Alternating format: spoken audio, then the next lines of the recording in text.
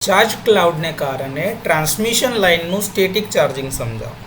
તો ટ્રાન્સમિશન લાઇનનું static charging ત્યારે થાય છે જ્યારે ચાર્જ ક્લાઉડ ટ્રાન્સમિશન લાઇન પરથી પસાર થાય છે અને કોઈપણ સીધા વીજળીના ઝટકા વિના વાહક ઉપર ચાર્જ પ્રેરિત થાય છે.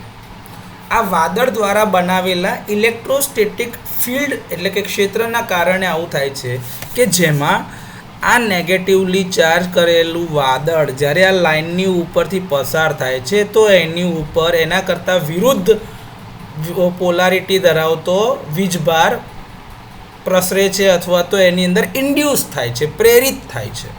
તો અહીંયા નેગેટિવ છે તો ટ્રાન્સમિશન લાઇનની ઉપર પોઝિટિવલી ચાર્જ ઇન્ડ્યુસ થાય છે. પ્રત્યક્ષ સ્ટ્રોક એટલે કે ડાયરેક્ટ લાઇટનિંગ સ્ટ્રાઇક થાય ત્યારે તો આપણે જોયું છે કે ઓવર વોલ્ટેજ થાય છે, પરંતુ જ્યારે આવી રીતે સ્ટેટિક ચાર્જ પણ આવતો હોય ત્યારે એના લીધે ટ્રાવેલિંગ વેવ્સ ઉત્પન્ન થાય છે જે લાઇનમાં બંને તરફ જઈ શકે છે અને એના જ કારણે વોલ્ટેજમાં વધારો થઈ શકે છે અને હાઈ વોલ્ટેજ આવે છે. આકૃતિમાં જો બતાવેલું છે એ પ્રમાણે લાઇનની ઉપર નેગેટિવ ચાર્જ એટલે કે નકારાત્મક ચાર્જ ધરાવતું વાદળ છે. આ વાદળ લાઇન ઉપર ધન ચાર્જ પ્રેરિત કરશે. જો આ દેખાય છે તમને કે આ ટ્રાન્સમિશન લાઇન છે, આ તમારી લાઇન સેગ સાથે બતાવેલી છે અને આ એના ટાવર સપોર્ટ છે જે કોઈ પણ એક છેડાથી એટલે કે જનરેટિંગ તરફથી લોડ એન્ડ તરફ જતા હોય એટલે કે એક સબસ્ટેશનથી બીજા સબસ્ટેશન તરફ ટ્રાન્સમિશન લાઇન ગતિ કરતી હશે. તો એ ટાઈમ દરમિયાન એની ઉપર આ એક વાદળ છે જેના ઉપર નેગેટિવ ચાર્જ છે. એને લીધે જ અહીંયા આગળ આ બંને વચ્ચે એક ચાર્જ ઇન્ડ્યુસ થશે, કેમ કે નેગેટિવ ચાર્જ વાદળ નજીક જાય છે તો લાઇનની ઉપર પોઝિટિવલી ચાર્જ ઇન્ડ્યુસ થશે.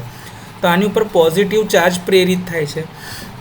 હવે સમજો કે જોરદાર પવન ફૂંકાય અને એ વાદળને ત્યાંથી ખસેડી દેશે તો એને દૂર લઈ જશે. હવે આ નેગેટિવ ચાર્જ કરેલું વાદળ જે છે એ તો હટી ગયું, તો આ પોઝિટિવ ચાર્જ ત્યાં લાઇન ઉપર રહી ગયા છે, જેથી આ ચાર્જ હવે બંધાયેલા નહીં રહે. પહેલાં આ પોઝિટિવ ચાર્જ જે છે આ નેગેટિવ ચાર્જના આકર્ષણમાં ત્યાં જ બંધાયેલા રહેલા હતા, પણ હવે વાદળ જ ખસી ગયું છે તો નેગેટિવ ચાર્જ નહીં રહેવાથી આ પોઝિટિવ ચાર્જ બંધાયેલા રહેશે નહીં, એ મુક્ત થઈ જશે અને એ ફ્રી થયેલા ચાર્જ લાઇન ઉપર ગમે તે તરફ ગતિ કરી શકે છે.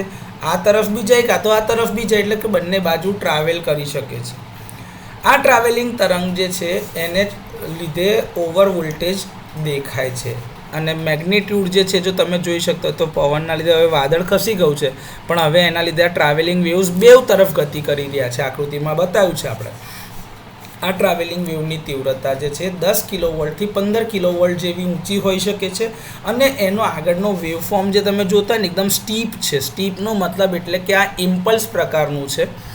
તો આ રીતે ચાર્જ ક્લાઉડના કારણે ટ્રાન્સમિશન લાઇનનું સ્ટેટિક ચાર્જિંગ થઈ શકે છે.